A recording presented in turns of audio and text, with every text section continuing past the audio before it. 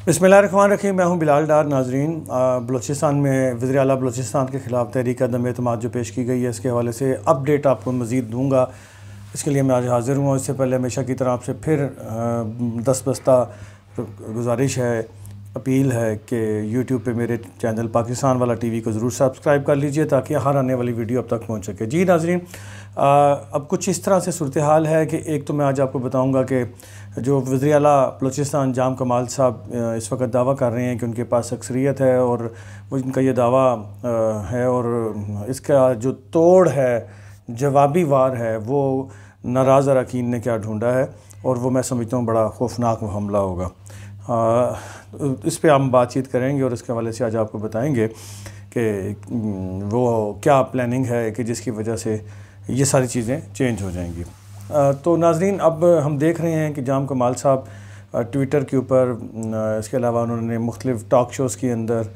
ये बयान दिए हैं, और मीडिया टॉक्स भी कुछ जगह पे उन्होंने किए, और उन्होंने ये दावा किया है कि अक्सरियत उनके पास है, जबकि उन्होंने कहा कि नाराज़ अरकान के पास अक्सरियत नहीं है। और जब उनसे ये सवाल पूछा गया कि तहरीक अदम एतमाद पे तो 14 नाराज़ अरकान के दस्तखत हैं, तो उसके ऊपर उनका जवाब था कि 14 अरकान के दस्तखत तो मौजूद हैं, लेकिन वो जमा कराते हुए उस वक़्त वहाँ पे असम्बली में मौजूद नहीं थे, इसलिए वो उनके पास अक्सरियत नहीं है।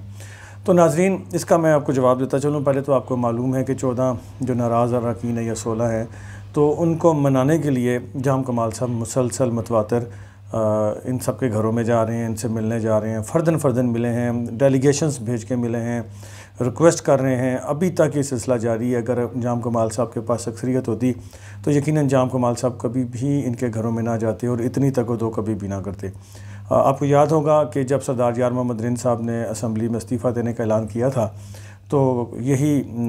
जाम कमाल साहब थे, इन्होंने जो कहा कि मंजूर है, मंजूर है, मंजूर है। और फिर जब उन्हें सूरत हाल का इदराक हुआ कि सरदार यार मोहम्मद रिंद साहब के जाने के बाद एक बहुत बड़ा भूचाल आएगा इनके लिए, तो फिर वो मनाने के लिए इनको पीछे पीछे फिरे। इसके अलावा भी मुख्तलिफ़ मिनिस्टर्स थे या पार्लियामेंट्री सेक्रेटरीज़ या मुशीरान जिन्होंने बेजा मुदाखलत के बायस जाम कमाल साहब से अलग होने का इंदिया दिया, तो उन्होंने इनको कभी भी किसी जगह पे किसी को अहमियत नहीं दी और उनके बयानात को रद्दी की टोकरी में फेंक दिया। लेकिन आज जाम कमाल साहब सबके पास जा रहे हैं। अगर जाम कमाल साहब के पास अक्सरियत होती तो वो क्यों जाते। दूसरा, इस्टेब्लिशमेंट ने भी भरपूर कोशिश की, कोयटा में, इस्लामाबाद में जाम कमाल साहब उनके पास भी गए और इस्टेब्लिशमेंट को बीच में डाला कि किसी तरीके से इनको राज़ी करें और मामलात को तय कराएं। अगर जाम साहब के पास अक्सरियत होती तो वो उनके पास ना जाते। फिर अगर जाम साहब के पास अक्सरियत होती तो जाम साहब अख्तर मेंगल साहब की पार्टी के पास ना जाते, उनके पास ना जाते हिमायत लेने के लिए। अगर जाम साहब के पास हिमायत होती तो वो JUI के मौलाना वासे के पास पहले कराची में और फिर JUI के पास कोयटा में उनसे मुलाकातें करके रिक्वेस्ट ना करते हिमायत की, और उन्हें बड़ी बड़ी ऑफरें ना करते। तो ये तो अब रोज़े रोशन की तरह आया है कि जाम कमाल साहब अक्सरियत खो बैठे हैं और नाराज़ अरकान और अपोजिशन के पास नंबर ऑफ़ गेम्स में वो आगे चले गए। तो लेकिन अभी क्योंकि दावा तो जाम साहब कर रहे हैं और सियासत में होता भी यही है कि दावे तो होते हैं और दोनों जानिब से दावे हो रहे हैं। बाहर कैफ अब जो अपोजिशन ने और नाराज़ लोगों ने, स्पेशली कदूस बेज़िंजो साहब जिनको लीड कर रहे हैं, कदूस बेज़िंजो साहब ने कल रात को जो उनकी बैठक हुई है अपने दोस्तों के साथ, खाना वाना उन्होंने खाया और साथ में उन्होंने मुशावरत की, और उसमें उन्होंने कुछ अपोजिशन के लोगों को भी ऑन बोर्ड लिया, और इसमें ये एक फ़ैसला किया गया है कि जाम साहब को ये साबित करने के लिए कि उनकी इस बात को गलत साबित करने के लिए, और जो लोग, चंद लोग जो उनके कैंप में मौजूद हैं अभी भी जाम साहब के साथ हैं, इस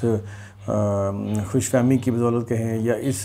ख्याल के बदौलत कहें कि जाम साहब अभी भी अक्सरियत में हैं या पांसा पलट देंगे, तो उनको एक जवाब देने के लिए, तोड़ करने के लिए और उनको हकीकत खुल के बताने के लिए ये प्लान किया है कदूस बेज़िंजो साहब ने और उनके रफ़का ने कि वो 2 दिन के अंदर अंदर अब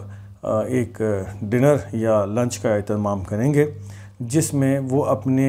हम ख्याल लोगों की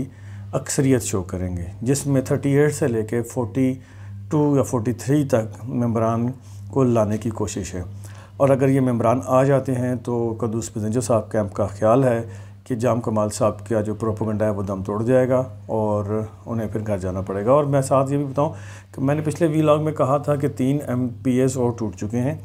जाम कमाल साहब के कैंप से। तो कभी उम्मीद है कि इम्कान है कि वो जो टूटने वाले MPs हैं वो भी इस में शामिल होंगे इस डिनर में। तो दोस्तों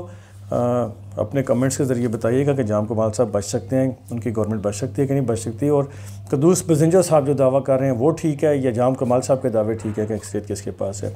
और ऐवान में अब किसको रहना चाहिए, आप बलूचिस्तान के अवाम क्या समझते हैं, क्या चाहते हैं, अपनी राय का इज़हार ज़रूर कीजिएगा, वीडियो को शेयर कीजिएगा, और आखिर में फिर रिक्वेस्ट है कि मेरे चैनल को जरूर सब्सक्राइब कर दीजिएगा। अल्लाह ताला आपको और मेरा हामी नासिर। अस्सलाम वालेकुम।